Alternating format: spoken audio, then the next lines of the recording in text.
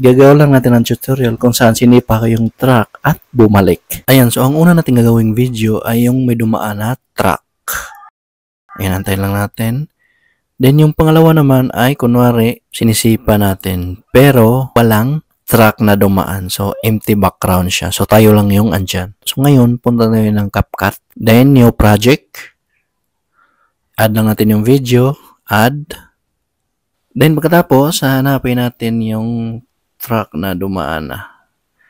Ayan. So dito din siya ikakat or i-split. Then split. Then doon naman tayo sa pumunta tayo doon sa kalsada. Ito. Then split lang natin. Tapos delete natin yung nasa gitnang in-split. Delete. Then itong tayo yung sumipa, overlay lang natin. Hanapin natin yung overlay sa baba. Ayan. Yung naka-overlay na siya. So ngayon naman, i-drag natin yung naka-overlay dito sa bandang unahan. Ayan. So itapat natin dito. So ang susunod natin gawin ay pindutin lang tong in-overlay natin na video. Tinahanapin natin dito sa baba yung mask. Pindutin lang tong mask. Then, piliin natin yung horizontal. Ayan. So, wala na tayo. Ang gagawin lang natin, iikot lang natin tong linya pa clockwise. Tapos, ipi-play lang natin yung video yung sumipa na tayo. Ayan, dyan. Then, yung linya ay itapat natin sa dulo ng ating paa kung saan tayo sumipa. Ayan, para hindi malata kasi nag-iiba yung kulay ng mask tsaka yung katrak. Ang gagawin natin ay i-adjust natin tong arrow pa kaliwa. Ayan, huwag mo ito masyadong i-adjust kasi nagbe-blur na yung. Then pagkatapos, pindutin lang tong check. Ayan, then hanapin natin yung timing kung saan sumipa na tayo. Malapit na sa paa natin.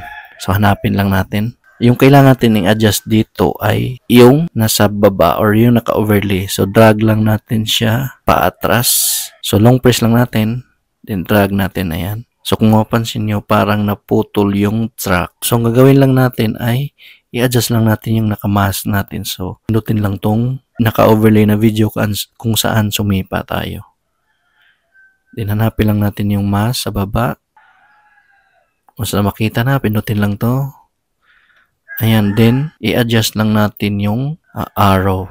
So, kung saan itapat natin sa track, kung saan buong makikita yung track. So, adjust ko lang. Ayan, then, pagkatapos ma-adjust, pindutin lang tong check. Ayan, so, ganyan. Then, pagkatapos, kailangan natin i-split yung video ng track. Then, select lang natin yung video. Then, hanapin natin yung split. Then, pinutin lang tong delete. Ayan, naka-delete na siya. So, ang gagawin natin, i-duplicate natin yung track. Then, select lang natin. Then, hanapin natin sa baba yung duplicate. Then, itong naka-duplicate, select lang natin. Hanapin natin naman dito sa baba yung reverse. Then, pinutin lang tong reverse. Ayan, reversing. Ayan, then, i-play ko lang uli. Kung mapapansin nyo, naputol tayo nung bumalik na tayo. Ang gagawin lang natin ay back. Pindutin lang itong naka-overlay. Split. And then itong naka-split, hanapin natin dito sa baba yung mask. Then, i-adjust naman natin yung mask malapit na sa track. So, yung linya, i-adjust natin pa kaliwa. So, kailangan malapit na siya sa track. Ayan ang linya, malapit na sa track. Then, pinutin lang tong check. Then, play ko lang uli. Ngayon naman lalagyan natin ng sounds. So, dapat dito tapat. Then, pinutin lang tong back. Then, pinutin lang tong audio. Then, pinutin lang tong sound effects. Then, hanapin natin dito sa taas yung kick sound effect. Pipiliin ko lang tong pinakauna. So, kayo nang bahala kung anong sounds yung gusto nyong ilagay. So, pinutin ko lang tong plus. Ayan, then play ko lang uli.